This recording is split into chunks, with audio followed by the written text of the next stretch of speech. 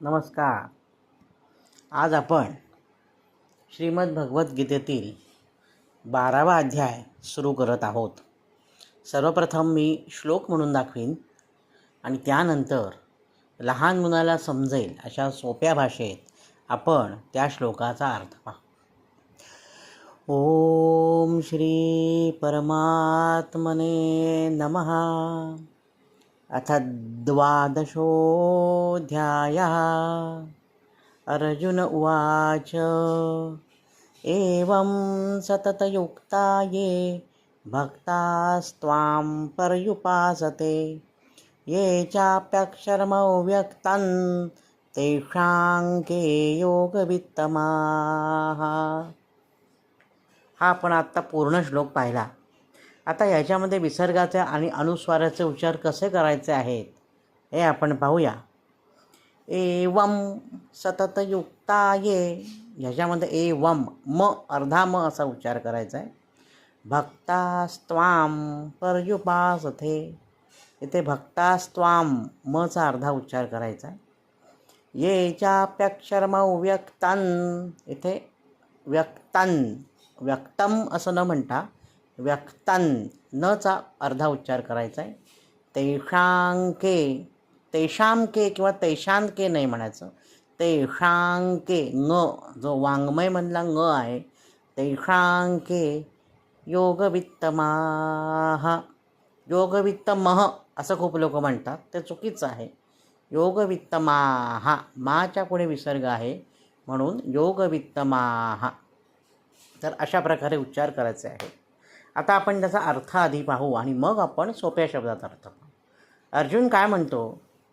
अर्जुन वाच म्हणजे म्हणाला. काय म्हणाला अर्जुन कृष्णाला उद्देशून आहे की हे भगवंता, की अनन्यप्रेमी भक्तजन पूर्वी सांगितल्याप्रमाणे तुझं भजन पूजन ध्यान करण्यात मग्न असून तुझ्या सगुण रूपाचं ध्यान करतात. आधी सांगितल्याप्रमाणे म्हणजे 11व्या अध्यायात सांगितल्याप्रमाणे विश्वरूप दर्शन. तर जे भक्तजन आहे तो भजन पूजन आणि तुझं ध्यान करतात, तुझ्या मूर्तीची उपासना करतात, म्हणजे तुझ्या सगुण रूपाची उपासना करतात. आणि काही लोक फक्त अविनाशी सच्चिदानंद घन निराकार ब्रह्माचीच उपासना करतात, निर्गुणाची उपासना करतात. तर या दोन्ही प्रकारच्या भक्तांमध्ये अतिशय उत्तम भक्त कोण, उत्तम योगवेत्ते कोण, असा प्रश्न विचारलेला आहे. आता हा अर्थ वाचून आपल्याला फारसं काही समजेल असं नाही, म्हणून आपण ते आपल्या काही घेऊन पटवून देऊया. आता त्यांनी म्हटलं आहे अर्जुनाने की काही लोक मूर्तीची उपासना करतात सगुणाची, काही लोक निर्गुणाची उपासना करतात. पण मुलांनो, आधी पहिला प्रश्न आहे तुम्हाला कळण्यासाठी, सगुण म्हणजे काय आणि निर्गुण म्हणजे काय, बरोबर आहे?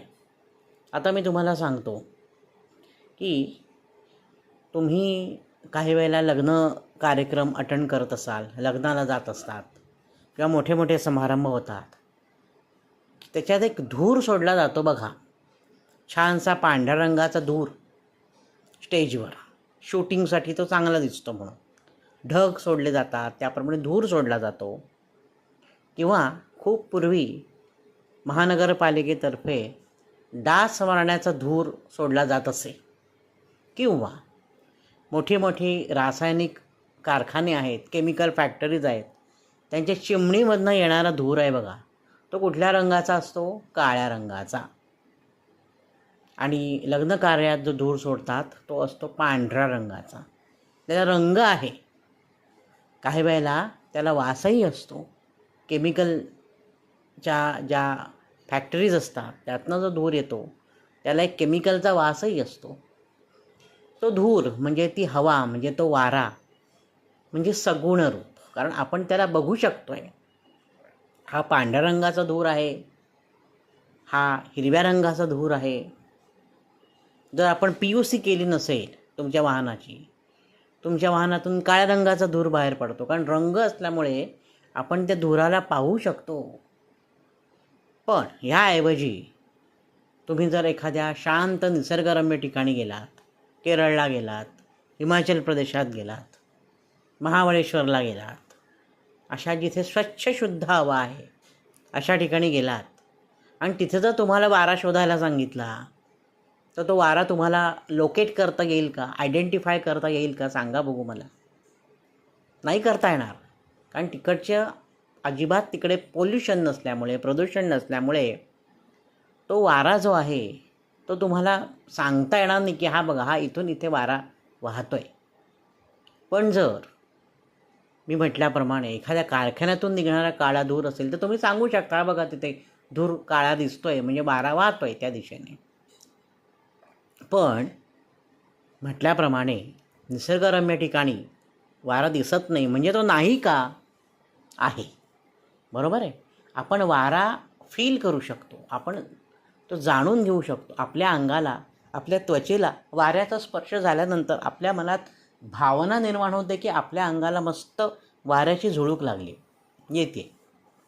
म्हणजे वारा अस्तित्वात आहे पण तो आपल्याला दिसत नाही. पण तरीसुद्धा आपण मान्य करतो की हो, हा वारा आहे. तर मी म्हटल्याप्रमाणे निर्गुणाचं रूप म्हणजे निसर्गरम्य ठिकाणचा वारा जो दिसत नाही आपल्या डोळ्याने, आणि सगुणाचं रूप म्हणजे कारखान्यातून बाहेर पडणारा काळा धूर. अगदी सोप्या भाषेत आपल्याला समजण्यासाठी मी सांगतो आहे. तर अर्जुन म्हणतो आहे की असे भक्त आहेत की जे फक्त सगुणाची उपासना करतात, म्हणजे कृष्णाच्या मूर्तीची उपासना करतात. म्हणजे मूर्तीला अभिषेक करायचा, मूर्तीला हार व्हायचा, मूर्तीला नैवेद्य दाखवायचा, मूर्तीला सजावट करायची, ही सगुणाची उपासना आहे. बरोबर आहे. आणि निर्गुणाची उपासना म्हणजे फक्त डोळे बंद करून ध्यान करणं त्या ईश्वराचं, ती झाली निर्गुणाची उपासना. ह्या दोन उपासकांमध्ये श्रेष्ठ कोण, असा प्रश्न अर्जुनाने भगवंताला विचारला. विचारणाराही अर्जुन किती हुशार असला पाहिजे पहा मुलांनो. कोण आहे याच्यामध्ये श्रेष्ठ, तर त्याचं उत्तर आता कठीण आहे की नाही देणं. दोन्ही श्रेष्ठ आहेत. त्याचं उत्तर आपण पाहू पुढच्या भागामध्ये. पण आत्ता हा जो प्रश्न विचारला आहे सगुण आणि निर्गुण, हे तुम्हाला समजणं आधी खूप महत्त्वाचं आहे. उदाहरणार्थ अजून एक उदाहरण घेऊ आपण. तुम्ही जेव्हा परीक्षेत पेपर लिहिता शाळेमध्ये, तेव्हा तुम्ही पेपर जे प्रश्नपत्रिका आणि उत्तरपत्रिका असते, बरोबर आहे, आन्सर शीट असते, ती उत्तरं तुम्ही कुठल्या हाताने लिहिता. साधारणपणे आपण उजव्या हाताने उत्तरं लिहितो, बरोबर. आणि काही जण लेफ्टी असतात, डावखुरे असतात, ते डाव्या हाताने उत्तर देतात, लिहितात. उजव्या हाताने उत्तर जरी लिहिलं काय आणि डाव्या हाताने जरी उत्तर लिहिलं काय, उत्तर हे उत्तर असतं, उत्तर बदलत नाही. बरोबर आहे. भारताच्या झेंड्यामध्ये किती रंग आहेत? 3. केशरी आहे, मग पांढरा आहे आणि हिरवा आहे, आणि मध्ये मग अशोक चक्र निळ्या रंगाचं. हे जर लिहायचं असेल तुम्ही उजव्या हाताने लिहिलं तरी हेच आहे उत्तर, डाव्या हाताने लिहिलं मुलांनो लक्ष द्या तरी उत्तर हेच आहे ना, उत्तर बदलत नाही. कुठल्याही हाताने लिहा, तुमचं उत्तर बरोबर येऊन तुम्हाला चांगले मार्क, चांगले गुण प्राप्त होणार आहेतच. तसंच ह्या देवाची भक्ती तुम्ही कुठच्याही मार्गाने केली तरीसुद्धा ती देवापर्यंत पोचणारच आहे.